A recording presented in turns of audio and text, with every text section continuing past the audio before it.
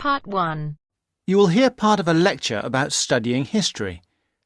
First, you have some time to look at questions 1 to 3.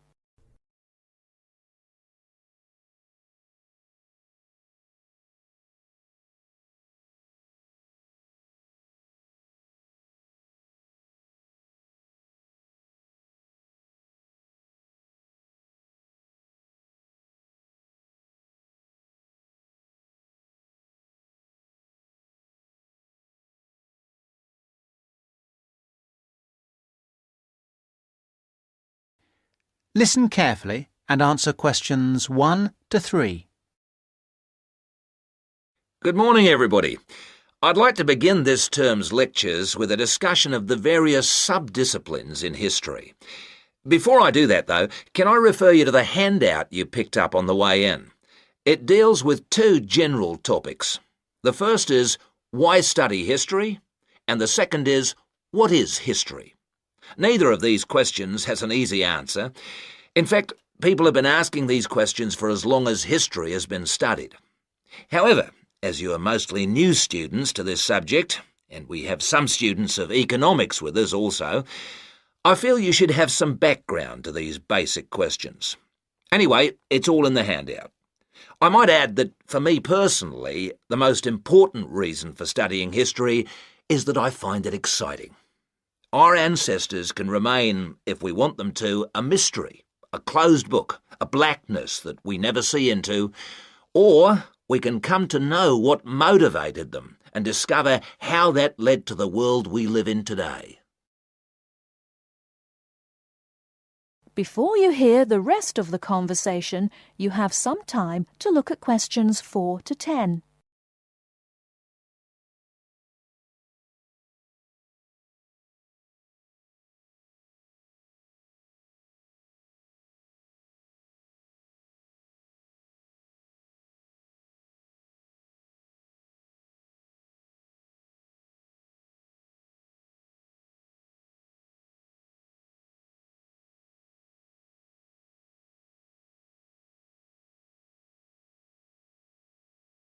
Now listen and answer questions 4 to 10. Now answer questions 4 to 10. You who have chosen to pursue the study of history are very fortunate. This is a time when we can talk not just about history, but histories. Traditionally, history was seen as one subject, and the subject matter was clear. It was about kings and queens and wars.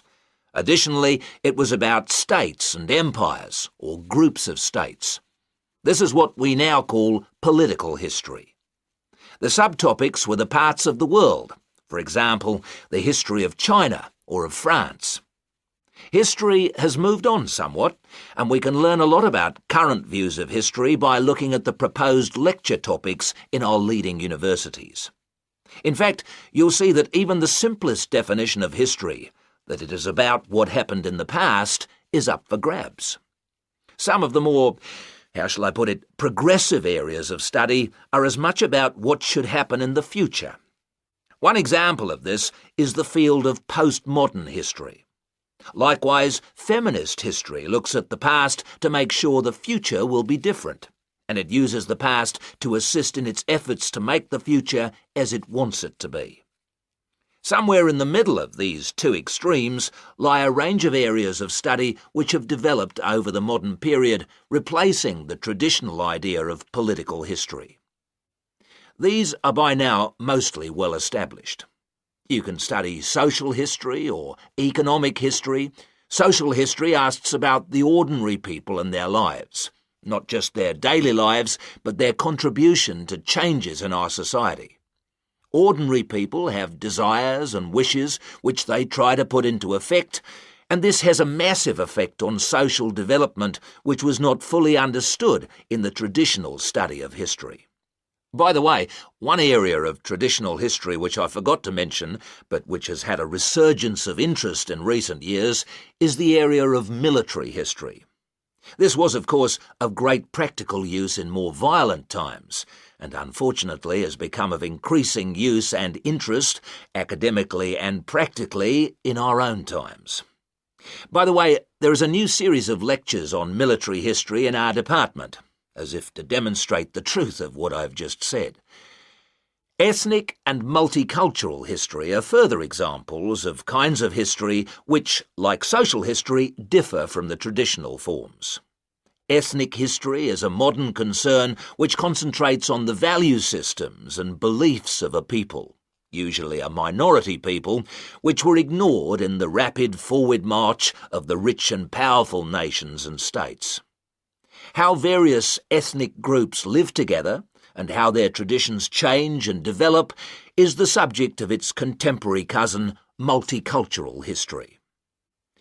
In sum, as I said, you are fortunate to have such a wide choice of things to study in the fields of history. Choose wisely. And finally, it only remains for me to wish you good luck in your studies. That is the end of part 1. You now have half a minute to check your answers.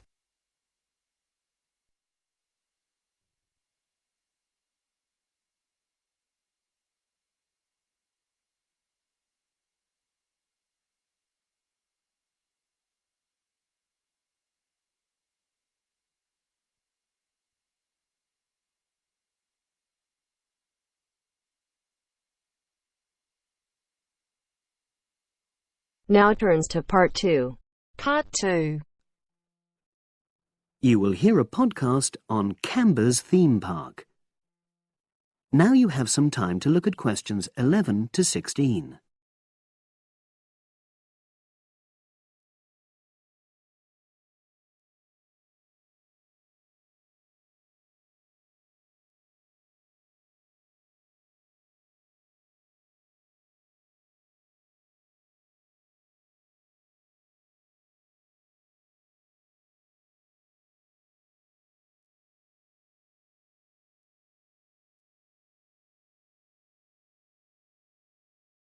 Now listen and answer questions 11 to 16. Welcome to Canberra's Park podcast. In the next few minutes, I'll tell you a little about the park and the amazing things we have to offer. We like to think that Canberra's offers more than other theme parks.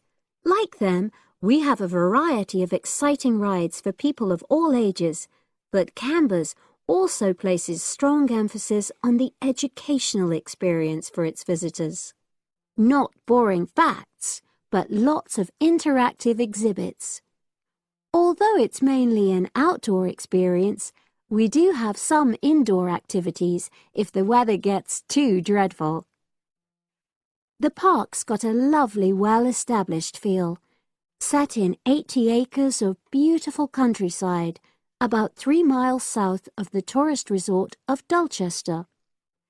The park was set up in 1997 by the Canberra family, but then taken over by new owners in 2004, who have maintained the original vision of the Canberras. It has lots of old trees, hundreds of flower beds, and a gorgeous lake. Canberra's has over 45 different rides, exhibits and arcades. All but one of these is free once you've paid your entrance fee. We charge a small fee for our newest ride to reduce the length of the queues. You don't pay anything for parking. A family ticket for a family of 4 works out at about £8 per person, which is amazing value. Full details of current prices are shown on our website, along with full details of rides, etc., and directions for getting to us. We also have a number of special offers. For example, if you live locally, why not join our Adventurers Club, which entitles you to 50% off ticket prices all year round, and a special lane for all rides and exhibits, which means you don't have to wait to get into any part of the park. See the Offers tab on the website. We've recently added a number of new exhibits to the park, and we're particularly proud of our Future Farm Zone, which houses over 20 different species of animals, from chipmunks to dairy cows. The emphasis is on getting near to the animals. All of them can be petted, and you can buy food for feeding the animals. Many of our younger visitors say that this is the high point of their visit. And speaking of food, don't let the animals have all the fun. We have a total of 7 different catering outlets on the site. We're open 10 to 5:30 all year round, and cold drinks and snacks can be bought at any time during opening hours. And hot food is available most of the day in the Hungry Horse Cafe from 11 until 5, just half an hour before closing time. Now you have some time to look at questions 17 to 20.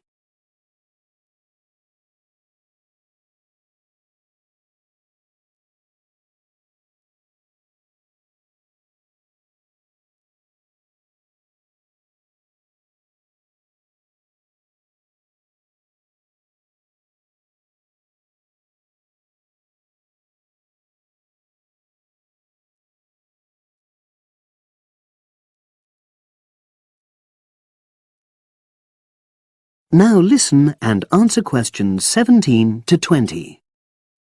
Now we want all our visitors to have an exciting time when they come to the park, but our first priority must be safety. Parents and guardians know their children's behavior and capabilities, but here at the park we have set certain conditions for each of the rides to ensure that all visitors get the maximum enjoyment out of the experience and feel secure at all times. There are 4 major rides at the park. Our newest ride is the River Adventure, which is designed to reproduce the experience of whitewater rafting. No amount of protective clothing would make any difference, so only go on this ride if you're prepared to get wet. Children under 8 can go on this ride, but all under 16s must have an adult with them. Not all of our rides are designed for thrills and spills. Our Jungle Gym roller coaster is a gentler version of the classic Loop-the-Loop, specially created for whole family enjoyment, from the smallest children to elderly grandparents, suitable for all levels of disability and health conditions. Carriages have comfortable seating for up to 8 people with safety belts for each passenger, which must be worn at all times. Sit back and enjoy the scenery. One of the best established and most popular of Canberra's rides is the massive swoop slide. Whiz down the polished vertical slide 9 meters in height and scream to your heart's content. There are no age or height restrictions. Be careful though, you must have on long trousers so you won't get any speed burns. And then there's the famous Zip Go-Kart Stadium with 16 karts, 8 for single drivers and 8 for kids preferring to ride along with mum, dad or carer. Take part in high-speed races in our specially designed Formula 1 style karts, but no bumping other karts, please. All riders must be above 1.2 meters because they have to be able to reach the pedals, even in the shared karts. Full details of all safety features are available on our website at www.camberspark.com. So come and make a day of it at Canberra's theme park. That is the end of part 2. You now have half a minute to check your answers.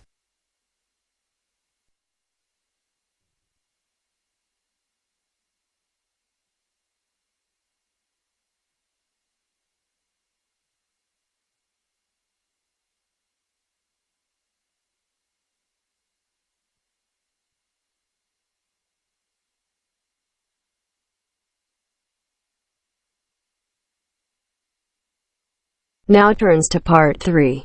Part 3. You will hear a conversation between a student, Dave, and his tutor about a project that Dave has done about work placements. First, you have some time to look at questions 21 to 25.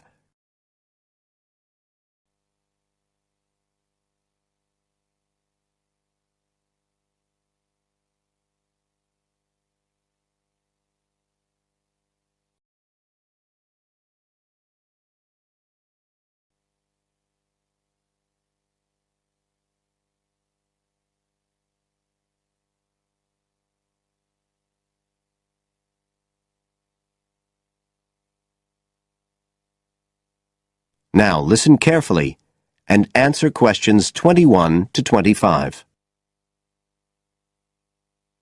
Good afternoon, Dave. Come on in and take a seat.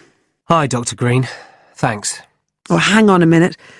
I'll just find the first draft of your project paper, and we can have a look at it together. Now, yours is the one on work placement, isn't it? Yeah, that's right. So what made you choose that for your project? Well, I suppose it was because sending students off to various companies for work experience seems to be such a typical part of educational courses these days. I mean, even school kids get to do it. But I felt everyone just kind of assumes it's a good thing. And I guess I wanted to find out if that's the case. But you don't look at schools or colleges, right? You've stuck to university placement schemes. Yeah, well, I quickly found that I had to limit my research. Otherwise, the area was just too big. Do you think that was okay? I think it's very sensible, especially as the objectives might be very different. So how many schemes did you look at? Well, I sent out about 150 questionnaires altogether. 50 of each to university authorities, students and companies. And I got responses from 15 educational institutions and 30 students in 11 individual companies. Great. That sounds like a good sample. And who did you send your company questionnaires to? Well, the idea was to have them done by the students' line managers. But sometimes they were filled in by the human resources manager or even the owner of the company. Right. I didn't find a full list anywhere, so I think it's very important to provide that, really. You can put it as an appendix at the back. Right. I've got a record of all the respondents, so that'll be easy. I hope other things were okay. I mean, I've already put such a lot of work into this project, identifying the companies and so on. Oh, I can tell. I think you've done a good job overall. You now have some time to look at questions 26 to 30.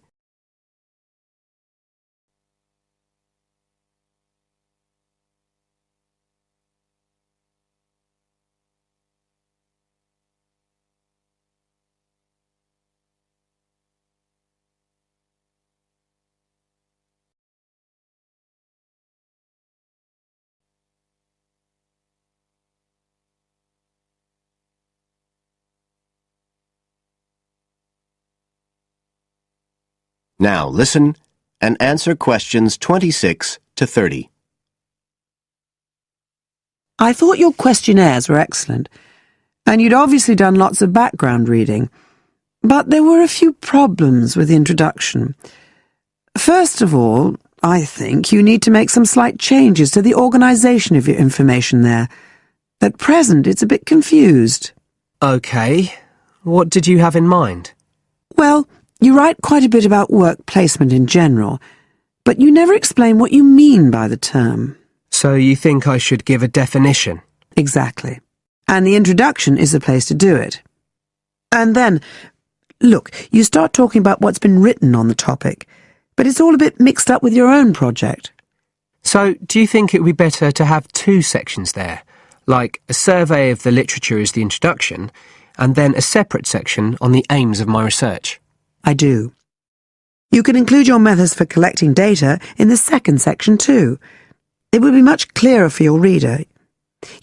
Establish the background first, then how your work relates to it. It would flow quite nicely then. Yes, I see what you mean. Anyway, moving on.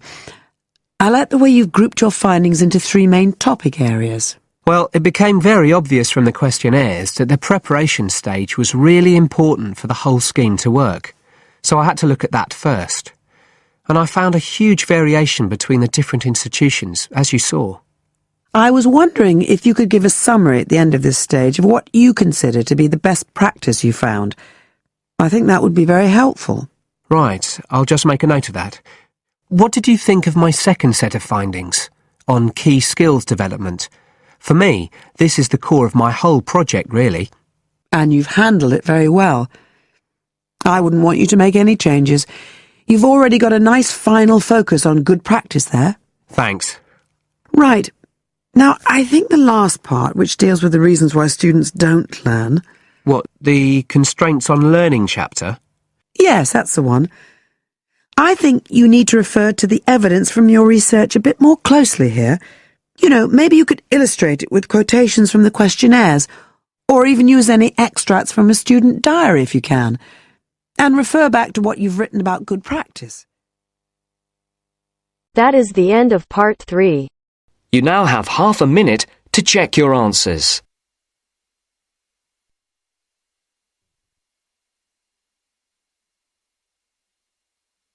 अगर listening के साथ साथ आप speaking की भी practice करना चाहते हैं तो हमारी अपनी एप्लीकेशन है बेबी कोड आइल्स, प्लीज डाउनलोड करो। ऐप स्टोर और प्ले स्टोर दोनों पे अवेलेबल है और लिंक डिस्क्रिप्शन में भी हमने डाल दिया है।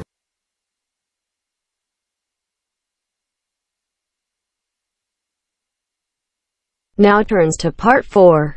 Part 4. Complete the notes below.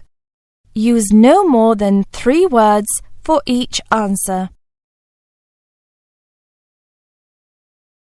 First, you have some time to look at questions 31 to 40.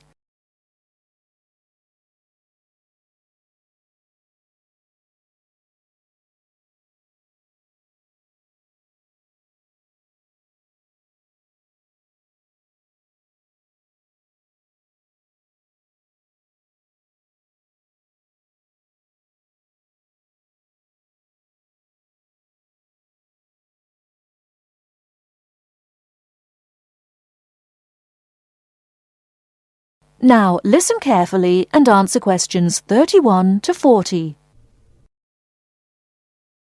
Good afternoon. I'm glad you all found your way here. Now I'd like Dr. Wallace to introduce us to the Arboretum. Good afternoon. Although at first glance the Arboretum may look like a park, it is a research and teaching facility that also provides a place for people to develop a positive relationship with nature. When then University of Wisconsin-Madison purchased the land, mostly during the 1930s, much of it bore little resemblance to its pre-settlement state. Instead, it had been turned into cultivated fields and pastures that had fallen into disuse. The university's Arboretum committee decided, early on, to try to bring back the plants and animals that had lived on the land before its development. Though they may not have anticipated it at the time, the committee's foresight resulted in the Arboretum's ongoing status as a pioneer in the restoration and management of ecological communities. In focusing on the re-establishment of historic landscape, particularly those that predated large-scale human settlement, they introduced a whole new concept in ecology: ecological restoration. The process of returning an ecosystem or piece of landscape to a previous, usually more natural, condition. Madison was a fast-growing city in the 1920s. Fortunately, some leading citizens recognized the need to preserve open space for Madison's residents. Most of the Arboretum's current holdings came from purchases these civic leaders made during the Great Depression. In addition to inexpensive land, the Depression brought a ready supply of hands to work it. Between 1935 and 1941, crews from the Civilian Conservation Corps were stationed at the Arboretum and provided most of the labor needed to begin establishing ecological communities within the Arboretum. Efforts to restore or create historic ecological communities have continued over the years, with the result that the Arboretum's collection of restored ecosystems is not only the oldest, but also the most extensive such collection. In addition to these native plant and animal communities, the Arboretum, like most arboreta, has traditional collections of labelled plants arranged in garden-like displays. These horticultural collections, featuring trees and shrubs of the world, are the state's largest woody plant collections. That is the end of part 4. You now have half a minute to check your answers.